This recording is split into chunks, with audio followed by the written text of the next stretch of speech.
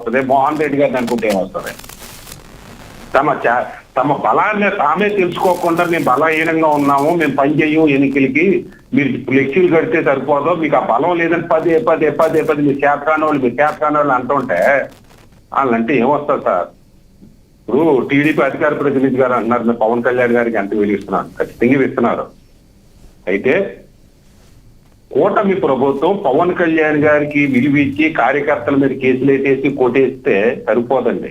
పవన్ కళ్యాణ్ గారితో పాటు కార్యకర్తలు కూడా మీ భాగస్వామ్యం కింద మీ కార్యకర్తలా చూసుకుంటే రేపొద్దున కూటమి మళ్ళీ ఎన్నికలు విజయం సాధిస్తారు. అలా కాదు మేము పవన్ కళ్యాణ్ గారికి ఎత్తులు పెట్టుకుంటాం, కార్యకర్తలు కాలు కింద వేసి తొక్కుతామంటే తొక్కండి. దాని ప్రభావం ఏంటనేది వచ్చే ఎన్నికల్లో చూస్తారు. ఇంకో పాయింట్ ఏంటంటే మోహన్ రెడ్డి గారు నేను ఎప్పుడు వ్యతిరేకిస్తుంటాను, ఆయన వ్యతిరేకిస్తుంటారు ఎప్పుడు, అయితే మంచి మాట అన్నారు. రేపు వచ్చే ఎన్నికల్లో స్థానిక సంస్థల ఎన్నికల్లో అది విజయవాడ కావచ్చు, మున్సిపాలిటీలు కావచ్చు, కార్పొరేషన్ కావచ్చు, పంచాయతీలు కావచ్చు, మండల ఎన్నికలు కావచ్చు, ఈ ఎన్నికల్లో జనసేన పార్టీ తన స్థానాన్ని సుస్థిరపరచుకోకపోతే, సముచిత స్థానాల్లో పోటీ చేయకపోతే గెలుపోవటం తర్వాత చూద్దామండి. పోటీ చేసి తన నాయకత్వాన్ని గ్రామ స్థాయిలో నిలబెట్టుకోకపోతే జనసేన పార్టీ మనుగడ కష్టం. అది గుర్తించుకోకుండా మీరు ఎందుకు పనికిరారు, మనం ఎందుకు పనికిరాం మీరు అది ఆ నీరు గార్చడం కోసమే మీరు ప్రతి చోట మీటింగ్ పెట్టుకోవచ్చు. జనసేన ఇష్టం అది. అంటే ఇక్కడ ఇంకొకటి ఏదైతే మీరు చెప్పారో నాదెండ్ల మనోహర్ గారు కైకలూరులో ఇందాక జనసేన నేత కూడా చెప్పారు, ఆ మాట మాట్లాడిన తరువాత కింది స్థాయి కేటర్ నుంచి ప్రెజర్ వచ్చిన తర్వాత అనుకోవాలో ఏదైనా నాదెండ్ల మనోహర్ గారు అవునన్నా కాదన్నా మళ్ళీ ఎమ్మటనే ప్రెస్ మీట్ పెట్టడం, పదే మేము కేటర్ కోసం ఉన్నాం, పనిచేస్తున్నాం అనే నమ్మకాన్ని కలిగించే ప్రయత్నం మళ్ళీ చేయడాన్ని కంటి తుడుపు చర్యలుగా భావించే వాళ్ళు కొంతమంది ఉంటే, లేదు పవన్ కళ్యాణ్ గారి దృష్టికి వెళ్ళిన తర్వాత ఇది కరెక్ట్ కాదని మాట్లాడిన తర్వాత ఇప్పుడు ప్యాచ్లు వేస్తున్నారని చెప్పే మాటలు వాస్తవం ఉందంటారా? సార్ నేను దాని గురించి గత డిబేట్ లో కూడా చెప్పాను. మనోహర్ గారు ముందు ప్రెస్ మీట్ కి వెనకాల ప్రెస్ మీట్ కి తేడా అయితే కనిపించలేదు. ఆయన సవరించుకోవడానికి చేశారు కానీ ఆయన సవరించుకోవడానికి అహం అడ్డు వచ్చినట్టుకుంది, ఏం తేడాగా మాట్లాడలే. అసలు విషయానికి వద్దాం సార్. మన లక్ష్మీనాథ్ గారు అన్నారు ఎవరో ఎటుది 2 జెండాలు కట్టి కారు వేసుకుని వచ్చి ఫ్లెక్సీలు కడితే నాయకుడు కాదంటున్నారు. సరే వాళ్ళు నాయకుడు కాదనుకుందాం.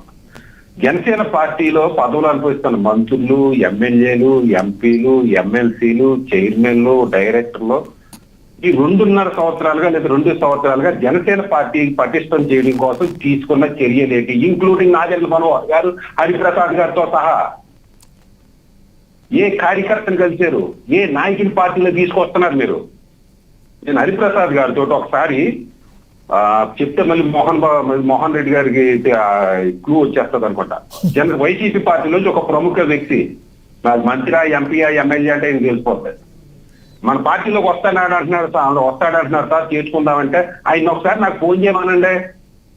ఆయన ఏమన్నా ప్యూనా లేకపోతే బంట్రోతా మీకు ఫోన్ చేయడానికి? ఎవరన్నా పార్టీలో చేయాలంటే నేను మీరు మధ్యవర్తులు ఉండి మాట్లాడితే ఇటువంటి రాజకీయ పరిజ్ఞానం లేని వ్యక్తులు చుట్టూ పెట్టుకుని పవన్ కళ్యాణ్ గారు ఎప్పుడు తీసుకొస్తారు మార్పు?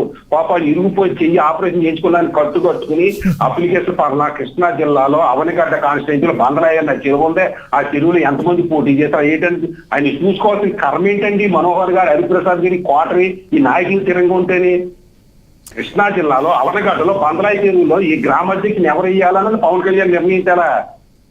మోహన్ రెడ్డి గారు పవన్ కళ్యాణ్ తీస్తే కౌంటర్ ఇవ్వడానికి మళ్ళీ పవన్ కళ్యాణ్ గారు మీటింగ్ పెట్టాలా? ఏమైపోతారు సార్ ఈ మనోహర్ గారు, ఈ నాయకులు, చైర్మన్లు వీళ్ళంతానే? వాళ్ళ తింటే మాత్రం కాపీ పోస్టింగ్ పేస్ట్ లేకపోతే మనం వచ్చేస్తారు. పవన్ కళ్యాణ్ తింటే ప్రెస్ మీట్లు పెట్టడానికి రారేళ్ళు. ఎంతసేపు మా పార్టీ బలంగా లేదు, మా పార్టీ పోటీ చేయడానికి మీరు చేత కాదు, మీరు సరిపోరు.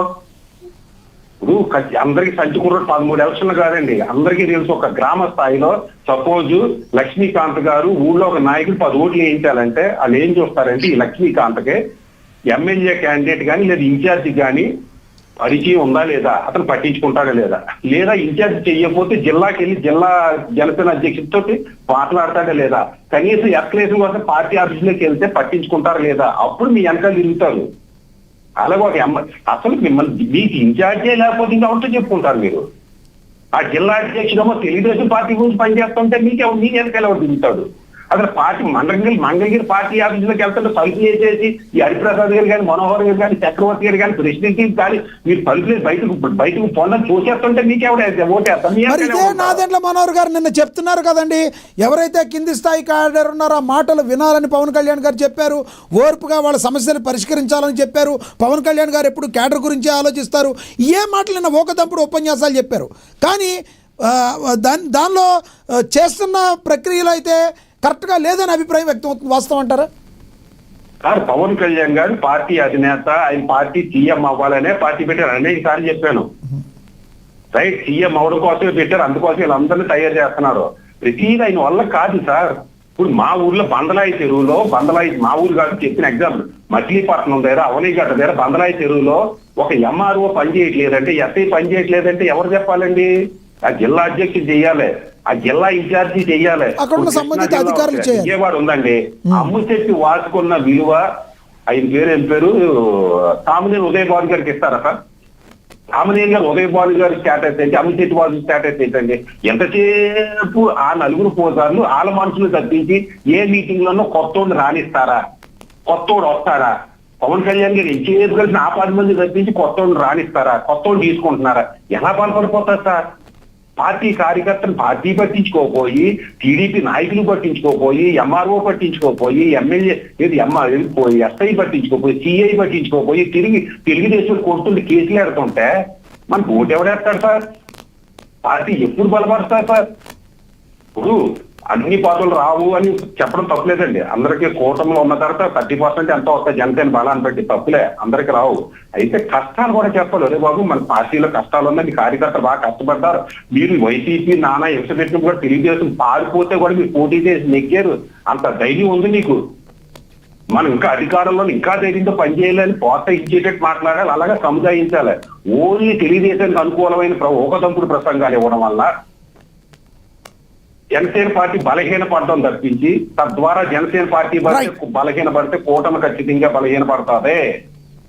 కూటమి జనసేన పార్టీ బలపడితేనే వైసీపీ బలహీనం అవుతుంది అని అనేక సార్లు చెప్తున్నాను. నేను మళ్ళీ చెప్తున్నా, మీరు జనసేనను తొక్కేసి టీడీపీ ఆధిపత్యం ఎలా అయిందారంటే, రేపు పొద్దున వైసీపీ అధికారంలోకి వస్తే నష్టపోయేది టీడీపీ నమ్ముకున్న వ్యాపారవేత్తలు, టీడీపీ నమ్ముకున్న కార్యకర్తలు, టీడీపీ నమ్ముకున్న ఇది మేధావులని తెలుసుకోవాలి. జనసేనకు ఉందండి శివాలయాలు, అందులో వచ్చేది లేదు, పోయేది లేదు. ఎప్పటికైనా జనసేన బలపడుతుంది. ఒకరికొకరు సహకరించుకోండి. మీరు గెలిపించడానికి మొన్న జనసేన పార్టీ ఎలక్షన్ లో రాకపోయి ఉంటే ఏజెంట్లు కూడా వెళ్ళడానికి భయపడేవారు టీడీపీ వాళ్ళు, వైసీపీ అధికారంలో ఉండగా. గతాన్ని మర్చిపోకండి. అలాగే మనోహర్ గారు, హరిప్రసాద్ గారు ఏదో అడుగుతున్నారు. ఆయన అజయ్ గారు ఏదో అడుగుతున్నారు మిమ్మల్ని. లక్ష్మణ్ గారు చెప్పండి సార్. అడగండి అజయ్ గారు అడగండి. అజయ్ సచిన్ గారు, మేము కూటమిలో ఉన్నాం, ఖచ్చితంగా పరస్పరం గౌరవించుకుంటాం. ఆ రోజు ఈ కూటమి కలయికకి జనసేన ముందడుగేసింది, మేమందరం కలిసాం, పోటీ చేశాం, రాష్ట్ర ప్రజలు మమ్మల్ని ఆశీర్వదించారు. కానీ మీరు తెలుగుదేశం పార్టీకి బూత్ ఏజెంట్లు ఉండరు, బూతుల్లో పడ్డారు, భయపడతారనే మాటలు తీవ్రంగా ఖండిస్తా ఉన్నా. 4 దశాబ్దాలుగా ఈ రాష్ట్రంలో పనిచేసే పార్టీకి బూత్ ఏజెంట్లు ఉండరు, తెలుగుదేశం పార్టీకి పోరాట పటిమ లేదు, తెలుగుదేశం పార్టీ ఎక్కడ పోరాటం చేయలేదు. అది కరెక్ట్ కాదు. మీరు సీనియర్ జర్నలిస్టులు. రైట్ ఆయన మాట్లాడినాడు. అక్షర్ సత్య గారు చెప్పండి. ఓకే అజయ్ గారు, మీరు అడిగింది అడిగారు. చేస్తున్న ప్రతి పనిని, ప్రతి విధ్వంసాన్ని నేను ప్రశ్నించా. రైట్, నేను రోడ్ల మీద ఉన్నా, నా మీద చాలా కేసులు ఉన్నాయి. 100ల సంఖ్యలో 41 నోటీసులు ఇచ్చారు నాకు. తెలుగుదేశం పార్టీ ఈ రాష్ట్ర భవిష్యత్తు కోసం ప్రతినిత్యం పోరాడుతూనే ఉంది. మీరు అసలు కార్యకర్తలు లేదు, సమాధానం చెప్పండి. ఓకే అజయ్ గారు, మీరు అడిగిన దానికి సమాధానం చెప్తారు. పోరాట పట్టం లేదని ఎంతవరకు కరెక్ట్ అండి? రైట్ అక్షర్ సత్యం గారు దీనికి ఏం చెప్తారు మీరు? ఓకే చెప్పండి సార్, ఒక్క నిమిషం. జనసేన, తెలుగుదేశం, ఆపుతారు, మీరు స్టార్ట్ చేస్తే ఆయన ఆపుతారు. అజయ్ గారు ఒక్క నిమిషం ఆగండి. తెలుగుదేశం పార్టీ జనసేన లేనప్పుడు కూడా ఆయన అజయ్ గారు అన్నట్టుగా ఎన్నో ఆటుపాట్లు తట్టుకుంది, ఓడిపోయింది, నెగ్గింది. 10 సంవత్సరాలు కూడా 95, 2004, 14 వరకు కూడా నిలబడ్డది. అనేక ఆటుపోట్లు ఎందుకుంది, నిలబడ్డది. అజయ్ గారు అన్నట్టుగా సేవ చేసుకుంటూ వచ్చింది. అందుకని అన్ని సార్లు అధికారంలో రాగలిగింది, అందులో నో డౌట్. అయితే వైసీపీ అధికారంలో ఉన్నప్పుడు జనసేన చేసిన పోరాటం తెలుగుదేశం చేయగలిగిందా? జనసేన వాళ్ళు మీరు ఎట్లా చెబుతారు మీ దగ్గర మీరు? వ్యూహం మీరు ఉంది, ఎట్లా కార్యకర్తలు చేస్తారు? ఉన్నారు, నాయకత్వం ఉంది, మీరు అందుకని జనసేన మిమ్మల్ని ఏ పూర్తి బేస్ మీద చేసుకోండి. ఆ రకంగా అలాగే డిసైడ్ జనసేన చేస్తారు? కార్యకర్తలు పోరాటం ఆవేశం ఉంది, చేయండి. ఆవేశం మీకు అవసరం వచ్చింది, ఒకరికొకరు ఉపయోగపడ్డారు.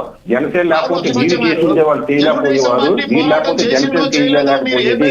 ఏ పొద్దున కూడా మీరు ఒకరికొకరు నమ్ముకుని ఒకరికొకరు సహాయం చేసుకోకపోతే మళ్ళీ వైసీపీ వస్తుంది. మీరు నన్ను తిట్టుకోండి, కొట్టుకోండి, ఏమంటే అనుకోండి. ఇంకా అసలు విషయానికి వస్తాం సార్. Right, right. రేపు వచ్చిన ఎలక్షన్ లో సార్ ఇది ఒక్క నిమిషం అజయ్ గారు, ఎస్ ఎస్ అజయ్ గారు ఒక్క నిమిషం అజయ్ గారు ఆగండి. ఒక్క నిమిషం. మీరు ఖచ్చితంగా మీ పార్టీని కించపరచలేదు నేను. మీ పార్టీ పెద్ద పార్టీ అని చెప్తున్నాను నేను. మీ పార్టీ జనసేన పార్టీ లేనప్పుడు కూడా మీకు ఉందని చెప్తున్నా. జనసేన వైసీపీ లేనప్పుడు, జనసేన లేనప్పుడు కూడా మీ పార్టీ ఉంది. 83 నుంచి కూడా అనేక ఒడిదుడుకులు తట్టుకుని నిలబడ్డదే. నేనేమి కించపరుస్తూ లేదు. పార్టీగా మేము మీరు